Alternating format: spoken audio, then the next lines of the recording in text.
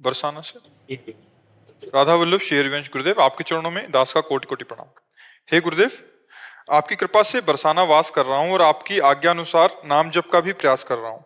हे भगवान, आपके श्री वचनों के बल पर मैं अपने मन के विचारों से लड़ पाता हूँ, परंतु मन की एक वृत्ति मुझे बार बार परास्त कर देती है, वो है मोबाइल में समय बर्बाद करना। धाम वास करके मैं ऑफिस के सभी कार्य मोबाइल का उपयोग करना ही पड़ता है, पर जैसे ही काम खत्म होता है फिर भी मोबाइल पे प्रपंच, क्योंकि नाम में प्रीति नहीं है। नहीं, बहुत बुरा लगेगा, बहुत बुरा लगेगा। जिसके संग से हमारा भजन छूट जाए, वो व्यक्ति, वो वस्तु, वो पदार्थ, वो वृत्ति दुश्मन की तरह चुभती है भक्त को।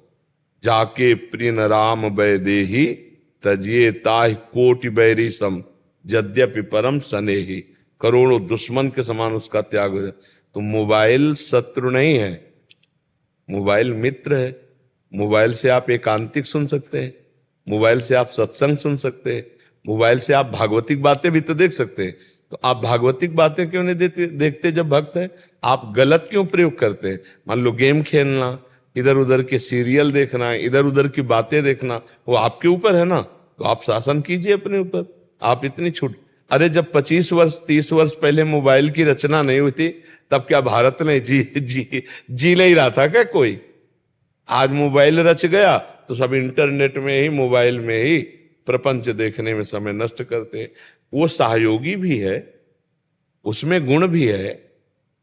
अब पहले था कि किसी को खबर भेजनी है तो कार्ड, पोस्ट कार्ड डालकर महीना 15 दिन में चिट्ठी पहुंचती थी, मिनट के अंतर में अमेरिका में बात कर लो। कितना मतलब सहयोग हो गया। वो जब कभी कोई इमरजेंसी होता था तो तार आता था, तो बोले उनके यहाँ तार आया है, कोई घटना जरूर घटी है। अब यहाँ 1 मिनट में लगाओ नंबर, कहीं भी बात कर लो। तो मोबाइल हितकारी भी है। मोबाइल से केवल नुकसान ही नुकसान हो ऐसी बात नहीं है। मोबाइल से ही सुनकर आप लोग जुड़े हो, मोबाइल से सुनकर आप लोग आए हो।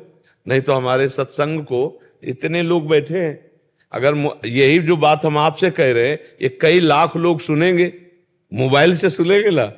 ये कई लाख लोग तो यहाँ नहीं बैठ सकते, छोटी जगह है, लेकिन इसका लाभ बड़ा हो रहा है। भारत के लोग, विदेश के लोग भी इसको सुन रहे हैं, मोबाइल से तो सुन रहे हैं। तो मोबाइल को हम दोष ना दे, हम मोबाइल में दोष दर्शन न करें।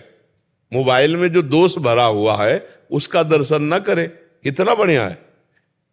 कल क्या सत्संग हुआ था अभी आप सुन लो मोबाइल में। 1 महीना पहले क्या सत्संग हुआ था वो भी सुन लो। तो मोबाइल बुरा नहीं है, मोबाइल का प्रयोग बुरा आप करते हो तो बुरा है। इसको तो बहुत ये चुभना चाहिए, ये कष्ट होना चाहिए। अरे यार समय बर्बाद हो रहा, समय से कीमती क्या चीज हो सकता है? ये फिल्म है, ये सीरियल है, ये नौटंकी नाटक है, ये हंसी मजाक की बातें, हमारा समय बर्बाद हो रहा है। हम नाम जप करेंगे, हम सत्संग सुनेंगे, और जब मन कह रहा है कि हमको ये देखना ही है तो धीरे से बटन स्विच वाली में तुम्हारा अंगूठा जाए, ऑफ कर दिया, नहीं देखेंगे। ऐसे जिद्दी स्वभाव बनाना पड़ेगा। मन कह रहा है अब ये सीरियल देखना है, अब हमको गेम खेलना है, अब हमको ये, हमारा हाथ सीधे ऑफ में जाए, मोबाइल ऑफ कर करके रख दिया, नहीं देखेंगे। राधा राधा राधा राधा ऐसे लड़ा जाता। अगर लड़ोगे नहीं तब तो फिर गिरा देगा, फिर धीरे धीरे गंदी बातें देखने लगेगा मन, फिर गंदा व्यवहार आ जाएगा, आ जाता है। हमको केवल जितना सुनना है उतना सुनना है, इसके बाद उसको बंद करके रख देना है।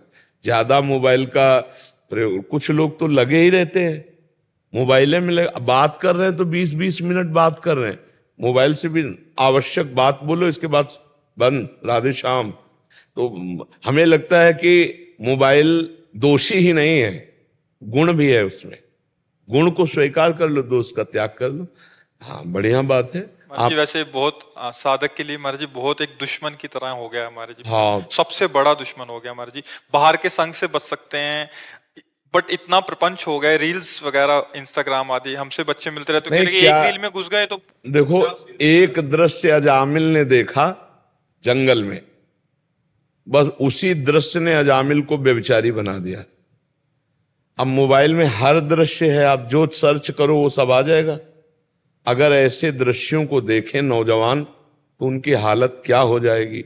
तन्मयता आती है, जो हम सुनते हैं, जो हम देखते हैं, उसी में हमारा मन राजी हो जाता है। तो फिल्में, गंदी बातें, गंदी चेष्टाएं, ये भी सब हैं उसी में। तो जो ऐसे देखते हैं, अपने भारत की फिल्मों में तो कुछ मर्यादाएं थी, अब धीरे धीरे कोई ऐसा सीरियल नहीं जिसमें गंदी बात न दिखाई जाए, कोई ऐसा सीरियल नाटक नहीं जिसमें गंदी क्रिया को एक सीमा तक न दिखाया जाए। अब वो नए नए बच्चे बच्चियां, परिवार के सदस्य सब, अब वही दिमाग में भरा कि यही सुख है। और अब वो उसको और खुला सर्च करें तो विदेशों में खुला बातें हैं, अपने यहाँ तो थोड़ा मर्यादा भी है। अब वो जब विदेशी बातें देखेंगे तो दिमाग में वही भोग वासना